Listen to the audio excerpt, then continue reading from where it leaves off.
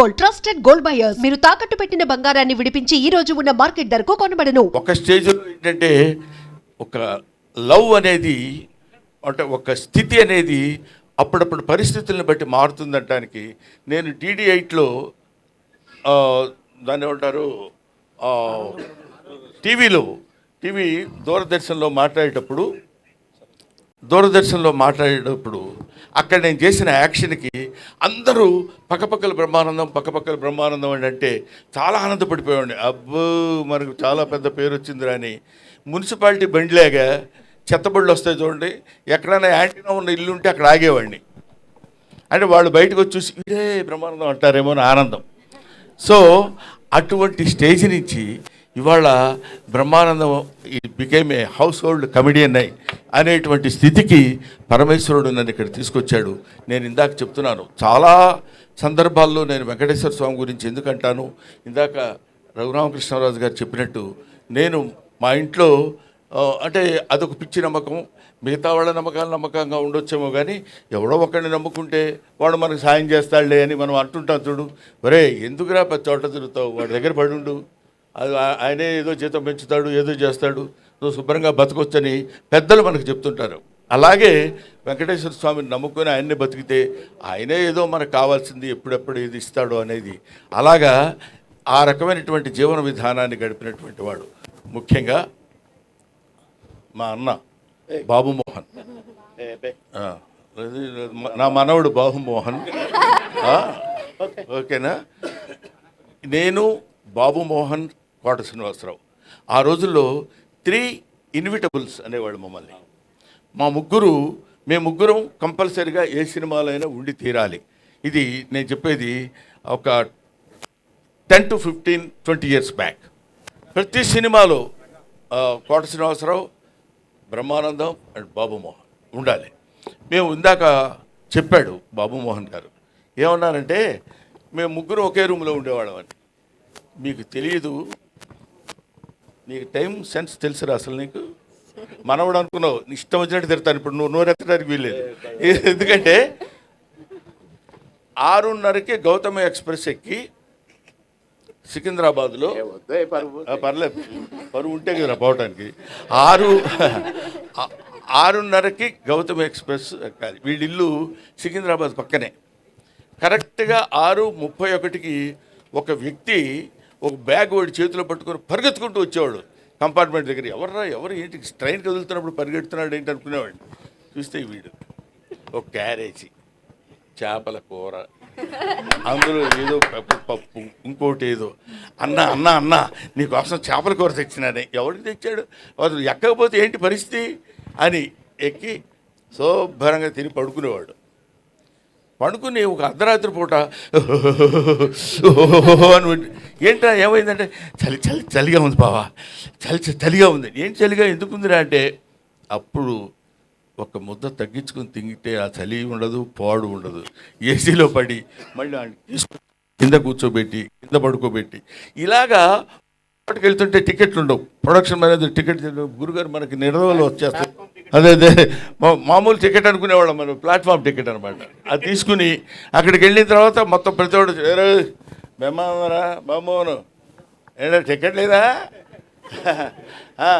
Confirm లేదండి, పోనీ అక్కడ కూర్చోడాడు పక్కన, ఏది లెట్రిన్ పక్కన మరి కూర్చో. అది ఇలాగా అంటే నవ్వించేవాడి జీవితాన్ని గురించి చప్పట్లు కొట్టేవాడికి అనవసరం అంటారు కదా. మీకు అనవసరం, మేము నవ్వించాలి.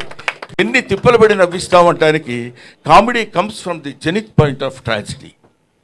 జెనిత్ పాయింట్ బాగా భయంకరమైనటువంటి ట్రాజడీ నుంచి కామెడీ వస్తుందని చెప్తారు.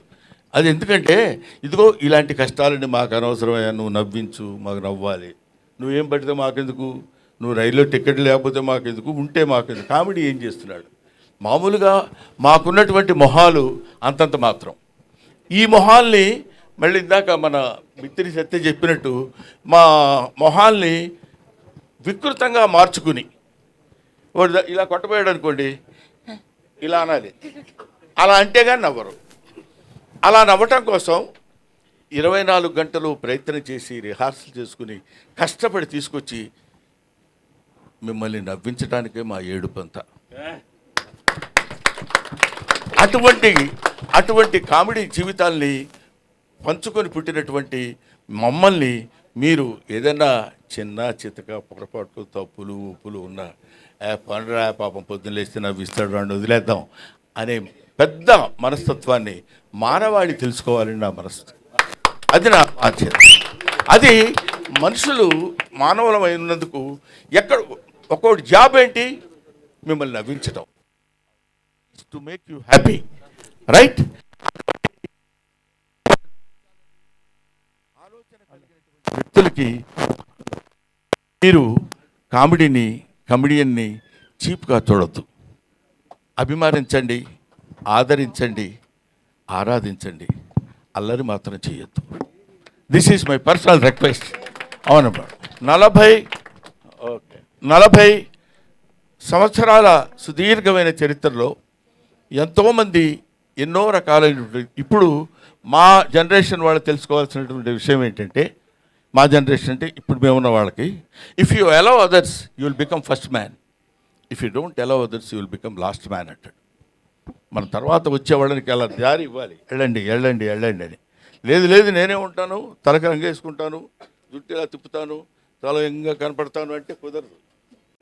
మనం చెయ్యగలగాలి. వయస్సు ఒకటి ఉంటుంది. కాబట్టి అటువంటి పరిస్థితుల్లో మనం మన యొక్క స్థితిగతుల్ని, మన యొక్క ఏజ్ని, మన యొక్క విషయాన్నంతా మనం జాగ్రత్తగా మనల్ని మనం పరిశీలించుకుని ఆత్మవిమర్శ చేసుకోగలిగినప్పుడు 10 కాలాల పాటు హాయిగా ప్రశాంతంగా నువ్వు ఉంటావు, 10 మందిని ఉంచగలుగుతావు. అందువల్ల ఇవి మనం తెలుసుకోవాల్సినటువంటి, జీవితంలో తెలుసుకోవాల్సినటువంటి నగ్న సత్యాలు, నిజాలు. అందుకనే మనకి ఇది నేరము తప్తలోహమున నిలిచి అనామకమై నశించు, ఆ నేరమే ముత్యమట్లు భాషించు, నడినీదళ సంక్షితమై అంటాడు. నీటి చుక్క తప్తలోహమున నిలిచి బాగా కాలుతున్నటువంటి నీళ్ళ పెనం మీద వేస్తే చుయ్యమని అది దానికి నామరూపాలు లేకుండా వెళ్ళిపోతుంది. అదే నీటి చుక్క తామర ఆకు మీద పడినప్పుడు ముత్యమలా అనిపిస్తుంది. అబ్బా ఇది ముత్యమా అనే భావన మనకు కలుగుతుంది. అలాగే దేవుడి గుళ్ళోకి వెళ్ళి రూపాయి బిళ్ళ దేవుడి గుళ్ళో వేస్తే అది అవుతుంది. ఆ రూపాయి బిళ్ళ బయటికి తీసుకొచ్చి ఎవరికన్నా ఇస్తే ముష్టవు. కాబట్టి దానికి ఉన్నటువంటి విలువ దానికి ఉంటుంది. దాన్ని ఉపయోగించేటువంటి విధానం మాత్రం మనకి కనిపిస్తూ ఉంటుంది. కాబట్టి మహనీయులందరికీ ఇంతమంది ఇంత ఓపికగా కూర్చుని, ఆ తర్వాత ముఖ్యంగా వీళ్ళ పేరు చెప్పబోతే బాగుండదు, అందరూ మెడల పైకి చూస్తున్నారు, సీను ఇటు పేరం గ్రూప్ వాళ్ళు. కాబట్టి మేము ఇంత కష్టపడి మేము సన్మానం చేస్తే ముఖ్యంగా ఇక నుంచి ప్రతి బర్త్డే మేమే చేస్తాం అన్నయ్య గారు. మీ 100వ బర్త్డే కూడా ప్రపంచవంతంగా చూసే విధంగా మేము చేస్తామని ఈ సభ మీదుగా చెప్తున్నాం. ఇప్పుడు ఏదైనా చిన్న పొరపాట్లు జరిగి ఉంటే క్షమించండి.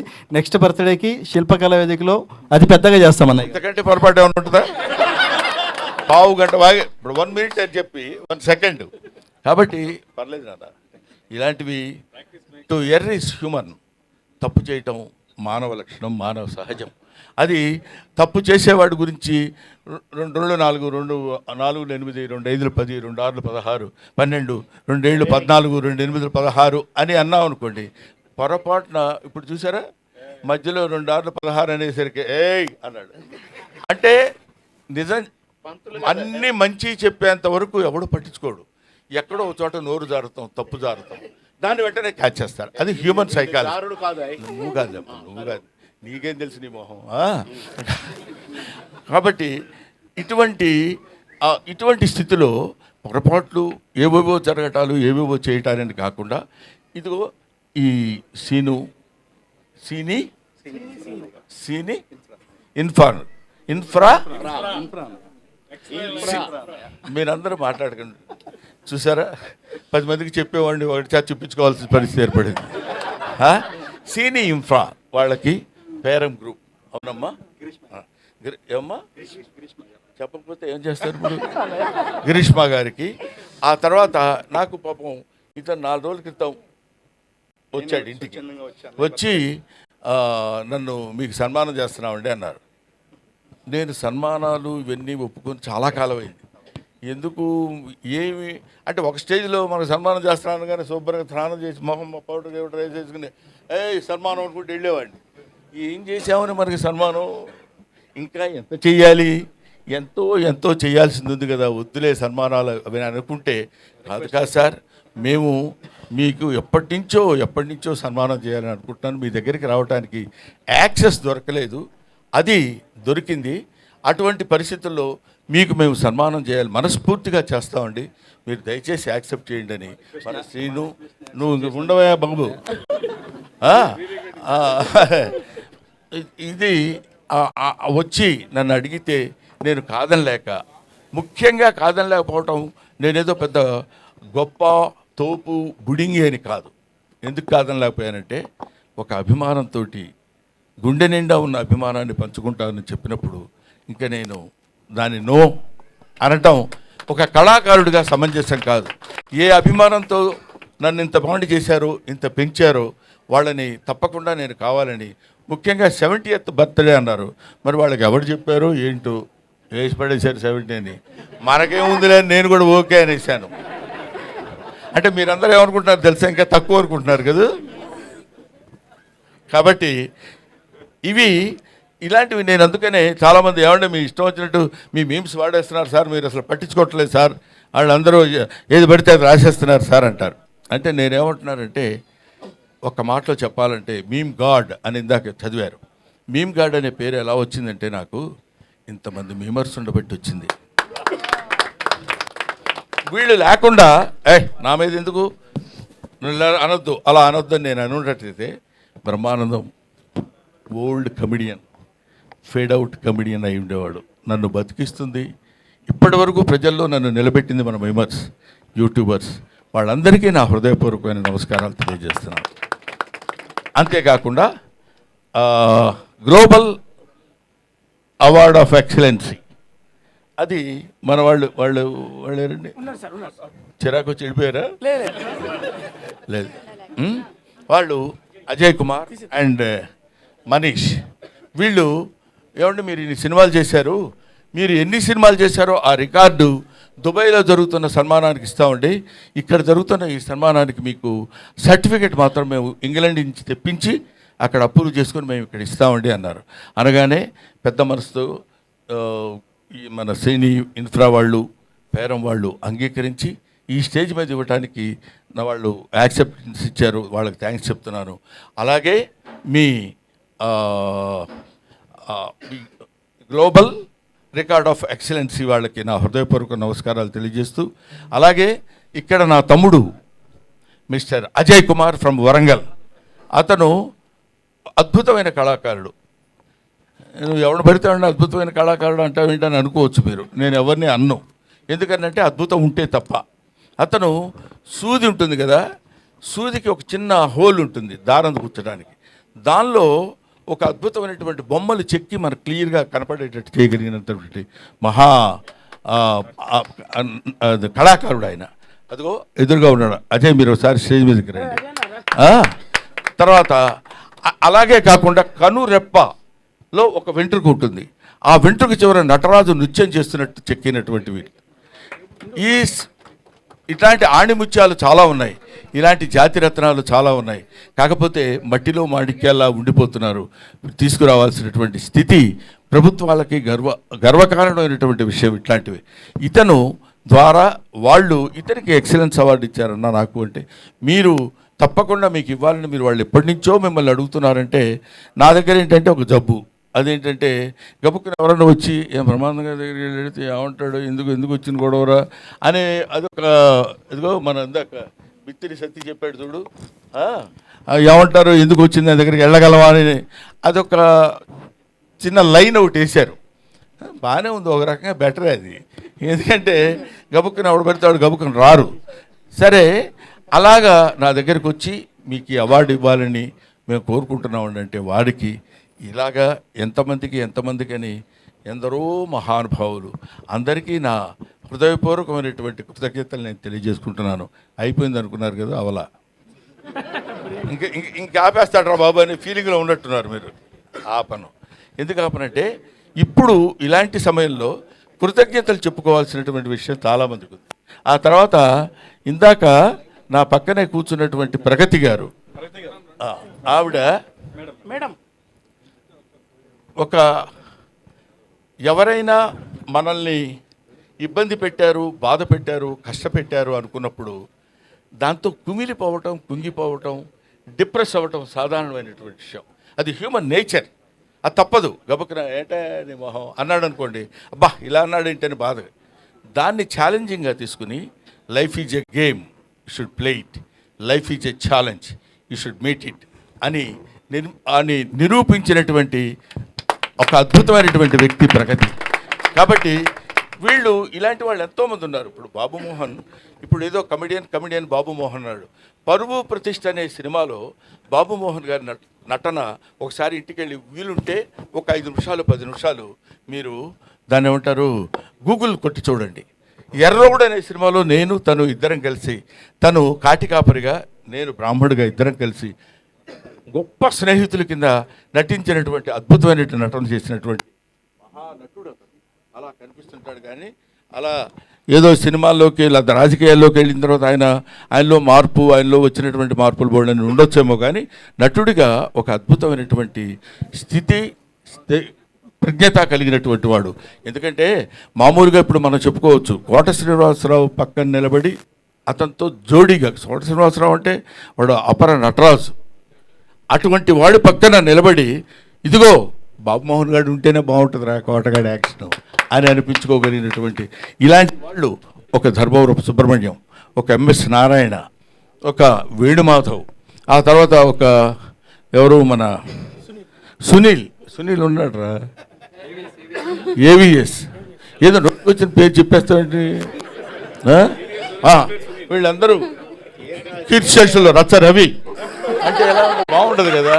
అందుకని ఇటువంటి వాళ్ళందరూ అట్లాంటి చదువుకున్నటువంటి వాళ్ళు, ఎడ్యుకేషన్ ఉన్నటువంటి వాళ్ళు, వీళ్ళు ఈ సినిమా ఇండస్ట్రీలో అప్పటి వరకు బ్రహ్మాండంగా నవ్వించి వదిలిపెడతారంటే నవ్వు ఎక్కడి నుంచో తెలిసిన మనుషులు వాళ్ళు. ఇందాక చెప్పాను, బజార్ను నడిచి వెళుతున్నప్పుడు కాలికో దెబ్బ తగిలింది అనుకోండి, మొట్టమొదటి ఆ దెబ్బ చూసుకొని అబ్బా చచ్చిపోతున్నావురా బాబోయ్ ఇదేంటి ఇలా జరిగిందని, దానికి అని అన్న దీన్ని నేను చూడండి అంటే వెంటనే వాడు హాస్పిటల్కి తీసుకెళ్ళి ఒక ఇంజక్షన్ చేసి కట్టుకట్టి వదిలేశారు అనుకోండి, ఓకే. రెండోసారి తగిలింది అనుకోండి, అబ్బా మళ్ళీ అక్కడే తగిలిందిరా బాబు అని అనుకుంటాం, ఇంకా ఎక్కువ బాధపడతాం, ఇంకా 2 ఇంజక్షన్లు ఎక్కువ చేయించుకుంటాం. అదే 10వ 11వ తగిలింది అనుకోండి, అదేంటరా అది ఎప్పుడు ఇక్కడే తగులుద్ది, ఏంటో ఎక్కడ ప్లేస్ లేనట్టు అక్కడే తగులుద్ది ఏంటి, ఇంజక్షన్ అదే బదులేవే. అక్కడి నుంచి అంతటి విషాదం నుంచి కామెడీ పుడుతుంది. కాబట్టి ఆ కామెడీ నేర్చుకొని మీ అందరికీ పంచిపెట్టేటువంటి ఈ హాస్య నట బృందాన్ని, మీరందరూ హాస్యాన్ని, ఎందుకంటే ఒక హాస్యం ఎంత గొప్పదంటే ఇంకా నేను చాలాసేపు చెప్పగలను, మరీ ఇంత హింసించకండి సార్, వాళ్ళు భోజనాలు పెడుతున్నారా ఉన్నాయంట, అయితే పర్లేదు చచ్చినట్టు వినాలి మీరు. ఎందుకంటే హాస్యం ఎంత గొప్పదంటే, ఇప్పుడు మనం సినిమా చూస్తున్నాం అనుకోండి, సినిమా చూస్తున్నప్పుడు అబ్బా హీరో ఏం యాక్ట్ చేశాడు రా, బ్రహ్మాండంగా చేశాడు, సినిమాలో అద్భుతంగా నటించాడు అంటాం, హీరోయిన్ సూపర్ రా అదిరిపోతుంది అనుకుంటాం, సీనరీస్ చాలా బాగున్నాయి అంటాం, విలన్ అదిరిపోయేటట్టు చేస్తున్నాడు అంటాం అని ఇంటికి వెళ్ళి కూడా మాట్లాడుకుంటాం. కానీ కామెడీ ఇక్కడ కూర్చొని గంభీరంగా అలా ఉండి ఇంటికి వెళ్ళిన తర్వాత వాడు కామెడీ బాగా చేశాడే అని అనం, అక్కడ చచ్చినట్టు నవ్వాలి. అలా నవ్వించగలిగిన వాడే కమెడియన్, అలా నవ్వించగలిగిన వాడే రియల్ కమెడియన్.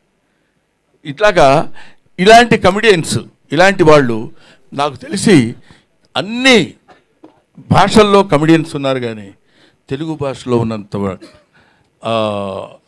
వైవిధ్యం కలిగినటువంటి హాస్య నటులు చాలా తక్కువ మంది మిగతా ఇండస్ట్రీస్లో ఉన్నారు. We feel proud to say that we're the comedians of Telugu film industry. ఎవడగోల వాడుది సినిమా ఒక అతను కొనుక్కున్నాడు హిందీలో, ఎవరో కాదు హీరో, అతని పేరేంటి, ఒక హీరో యంగ్ హీరో పేరు గోవింద, కొనుక్కొని అతను ముచ్చటపడి కొనుక్కున్నాడు హిందీలో తీయమని. కమెడియన్స్ లేక ఇంకా సినిమా తీయలేదు, అక్కడే ఉంది బాక్స్. అది అంటే ఏమైనా అటువంటి స్థితిలో, ఇటువంటి పరిస్థితుల్లో ఇన్ని సంవత్సరాల సుదీర్ఘమైనటువంటి ప్రయాణానికి సహకరించినటువంటి మీ అందరికీ నా హృదయపూర్వకమైన నమస్కారాలు తెలియజేస్తున్నాను. ఇందాక మాట్లాడిన వాళ్ళలో మన రచ్చరవి బాగా మాట్లాడాడు అంటాను అనుకుంటున్నావు కదా నువ్వు, చాలా సరే అది విషయం. తర్వాత ఎవరు మన మిత్తిరి సత్తి ఎక్కడ ఆ మాటలు రామ్మోహన్ రెడ్డి, ఓహో జితేంద్ర నువ్వు వచ్చావా, రామ్మోహన్, తర్వాత మూర్తి గారు, వీళ్ళందరూ మాట్లాడుతుంటే వాళ్ళు that words come from their heart.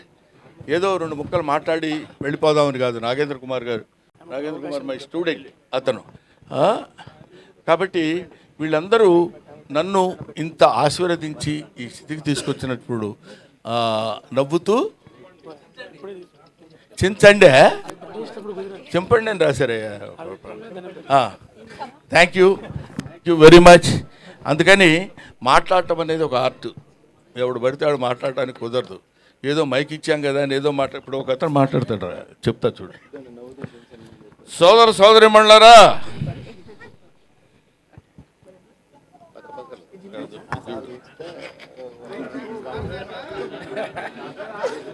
భయం జనాన్ని చూశాడు, కంగారు వచ్చేసింది.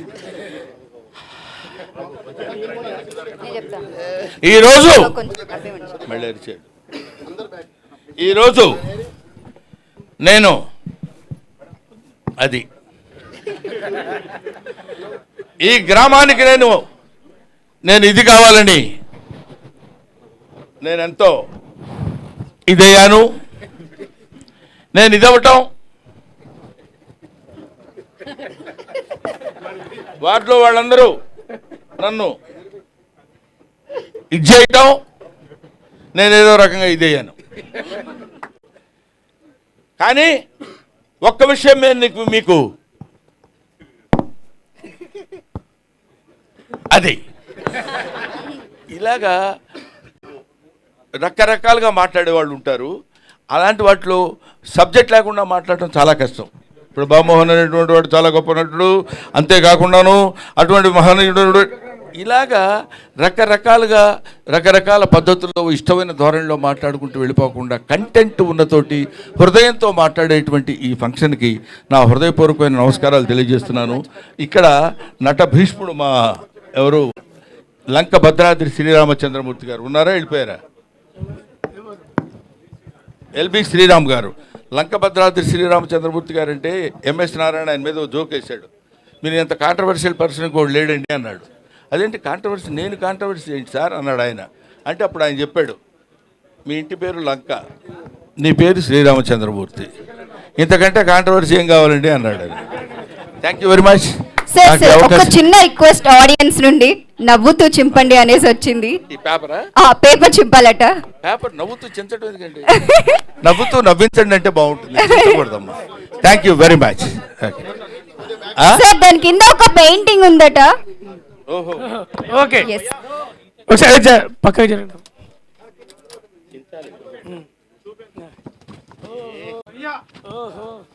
సూపర్.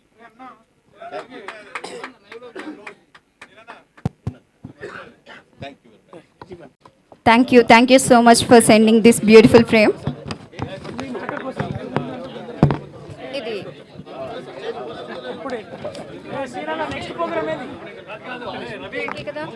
సీనా నెక్స్ట్ ప్రోగ్రామ్ సీను ఒకసారి దూరం జరపండి, ఒక్కసారి గ్రూప్ ఫోటో. ఒక్క నిమిషం అందరు జరగండి ప్లీజ్, కొద్దిగా వెనక జరగండి అందరూ. గ్రూప్ ఫోటో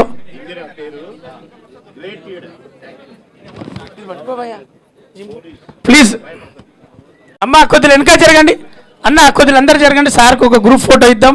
బాబుమోహన్ అన్న ఉండండి, ప్రగతి గారు మేడం ముందుకు రారా ప్లీజ్. రఘుబాబు అన్న చూశాను. రండి గ్రూప్ ఫోటో, ఒక ఫోటో.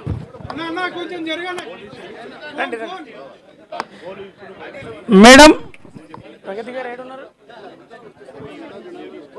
కొద్దిగా తమ్ముడు కొద్దిగా వెనక జరగండి, మీరు ఉండండి. ఒకసారి జరగండి అందరు. అమ్మ ఆయన వెనక వెనకకి జరగండి ప్లీజ్.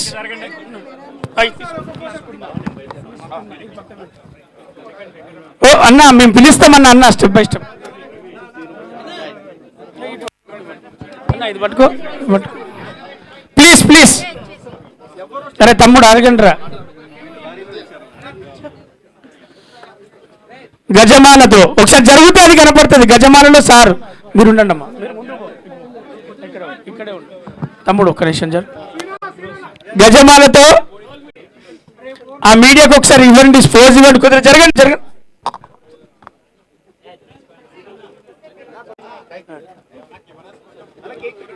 వద్దు వద్దు అవన్నీ ఏం లేవు. మధ్యలో చెప్పకురా, దూరం జరగండి, అందరు దూరం జరగండి. స్టెప్ బై స్టెప్ వస్తారు. బౌన్సర్స్ ఎవరు? మైక్ రావట్లేదు. అందరూ కోఆపరేట్ చేయవలసిందిగా కోరుతున్నామండి. ప్లీజ్ ప్లీజ్ 1 by 1 ఒక్కొక్కరిగా రావాల్సిందిగా కోరుతున్నాము. ప్లీజ్ కోఆపరేట్ చేయాలి.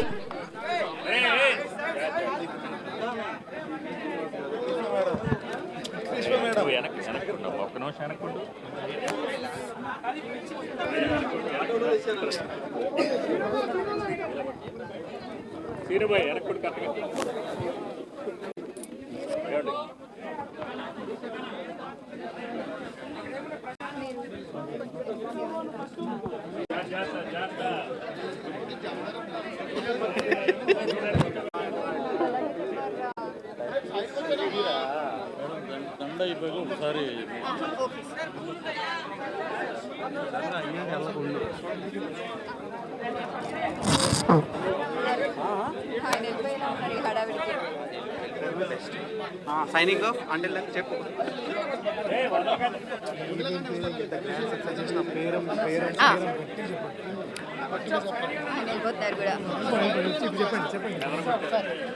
సో ఇంత బ్యూటిఫుల్ ఈవెంట్ ని స్పాన్సర్ చేసిన